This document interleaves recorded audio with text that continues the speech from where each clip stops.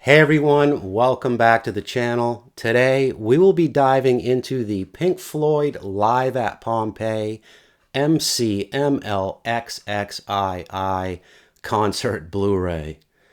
So the additional Roman numerals in the title equal the number 1972, which is the year of the original Live at Pompeii release. So the Blu-ray comes in a standard cardboard case with a 12-page booklet that contains several band photos, the set list, and credits.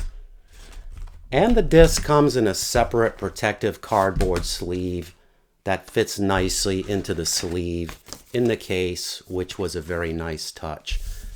If you stick around until the end, I will display the full track list for this concert.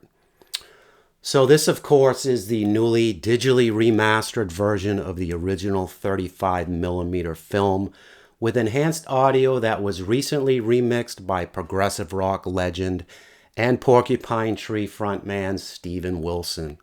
I first picked up this concert video on VHS tape back in the mid-80s and can still remember hazily staying up many a late night after a long evening of partying and letting the hypnotic strains of echoes whisk me back in time to an ancient Roman land before the sleep fairy eventually overtook me.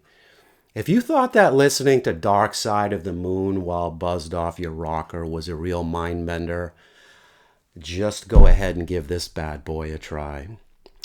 So let's briefly go over the history of Live at Pompeii. The video was shot in October of 1971 amongst the 2,000-year-old ruins of an ancient Roman amphitheater in Pompeii, Italy. Additional footage was also filmed at a Paris studio over the next few months, and this was all around the same time that Pink Floyd would release their sixth studio album, Meddle. The original 1972 theatrical release was only about 60 minutes long and only featured performance footage from the Pompeii Amphitheater and the Paris studio. A second version was released in 1974 on VHS that featured additional footage of the band working on their legendary 1973 album, Dark Side of the Moon, as well as some band interviews and behind-the-scenes footage. This version ran just over 80 minutes and was also later released on Laserdisc. Live at Pompeii, the director's cut, is a 2003 DVD re-release from director Adrian Mabin that includes additional interview footage, some new computer-generated graphics, loads of NASA video, and more non-performance related video and images of Pompeii. This version has a running time of about 92 minutes, and thankfully it also included the original theatrical release as an extra feature. I had reviewed the director's cut version from my old website way back when, and remember being very disappointed when compared to the original cut. The original version of Live at Pompeii really presents a uniquely eerie mood, as if Stanley Kubrick had filmed it just before doing The Shining or something. And that element mostly got lost with the director's cut, in my opinion. Thankfully, this new version is true to the original 1974 VHS version, just with significantly enhanced audio and video. Live at Pompeii begins masterfully with a completely dark screen as heartbeat-like percussion sounds gradually increase in intensity, until nearly 2 minutes in when images of the Pompeii ruins are finally revealed. This is followed by an amazing wide-angle shot of the entire amphitheater from above, which shows the crew setting up all of the equipment. Perhaps the finest few minutes of the film come next, when after everything is set up and Richard Wright plays the first few keyboard notes of Echoes Part 1.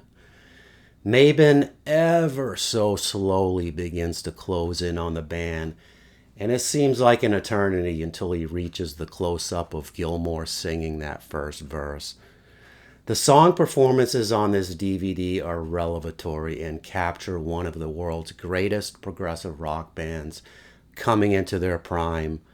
Meddle was Pink Floyd's first great album of the post-Syd Barrett era, and its two classic tracks, One of These Days and the 20-plus minute echo split into two parts that bookend the video are both brilliantly performed here. This applies to the whole concert really, but Echoes Part 1 is just so damn trippy. It almost makes you feel like you're tripping on mushrooms or something, or under some kind of hypnotic trance. Careful with that, Axe Eugene is the quintessential heavy psych rock instrumental that reaches new heights here, with waters alternating between quiet whispers and ferocious primal scream effects.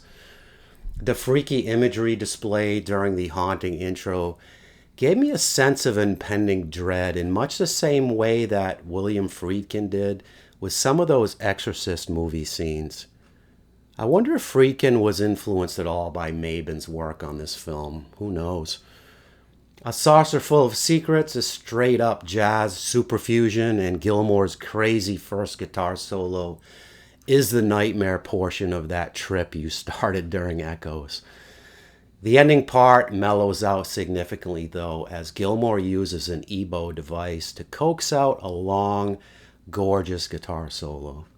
One of These Days from their recent Meddle album is the real showstopper here, with its heavier Deep Purple-like vibe, and Gilmour's insane slide guitar work is what made this song a live staple on damn near every Pink Floyd and Gilmour solo concert since.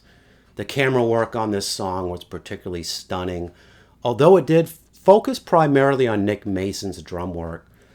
Apparently, the film reels containing the other band members' performances on this song were allegedly lost or destroyed early on. Set the controls for The Heart of the Sun from 1968's A Saucer Full of Secrets shows a lot of the psychedelic Syd Barrett influences and has a mellow Middle Eastern kind of vibe to it. According to Gilmour, the studio version of this song contained guitar parts from him and Syd Barrett, making it the only Pink Floyd song that featured all 5 band members.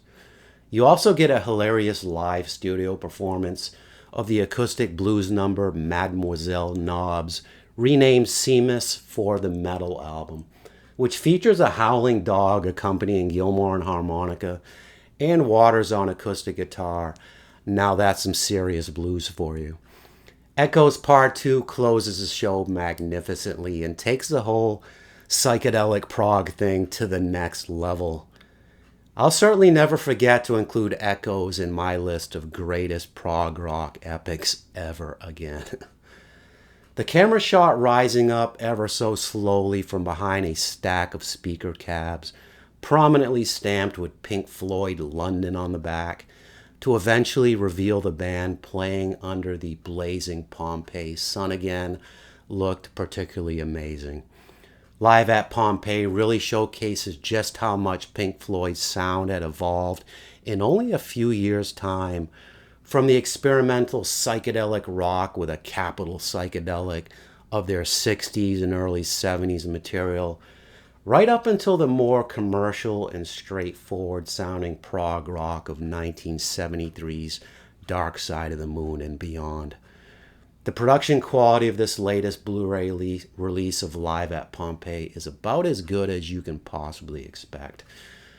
I can only imagine how mind-blowing the 4K theater experience must have been.